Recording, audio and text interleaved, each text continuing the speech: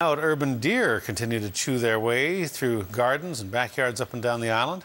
Homeowners from Saanich to Sayward have tried fencing, hoses, anything they can think of to try to keep the deer out, and most will tell you that nothing seems to work.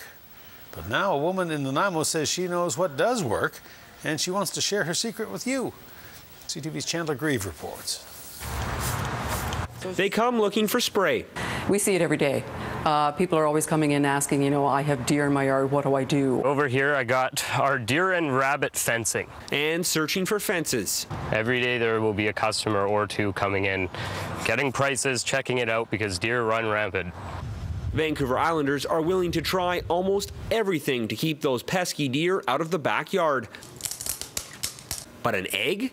The recipe is 1 egg yolk, 1 tablespoon of baking powder, and 1 liter of water. Once every 2 weeks, Krystal Ritchie-Kehler heads to the kitchen for some baking. 1 egg, just the yolk, a tablespoon of baking powder, and then a liter of water. She says it's the recipe for success in making sure her roses don't become lunch for deer. Everything was deheaded, as if you know somebody came through with snippers, and of course it was the deer and their sharp teeth.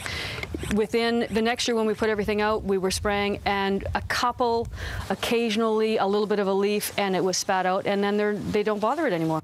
A local nursery worker tipped Krystal off to the recipe she learned some 40 years ago while living in London, England. Well, that was in Kew Gardens. There's a very ancient gardener in Kew Gardens in England, and that's where we originally got it. From Britain to gardens in Nanaimo, the secret to the homemade spray is the smell. Just probably the texture and the smell, and they just say, "Oh, don't like that," and walk on to the next door garden. Those that use the spray say the egg doesn't affect the taste of crops, and it can be used on anything from a cedar tree to Petunias, geraniums, roses, and nobody gets touched. And the best part about it, the deer are not harmed. So it seems to be an easy, quick fix, and nobody has to die.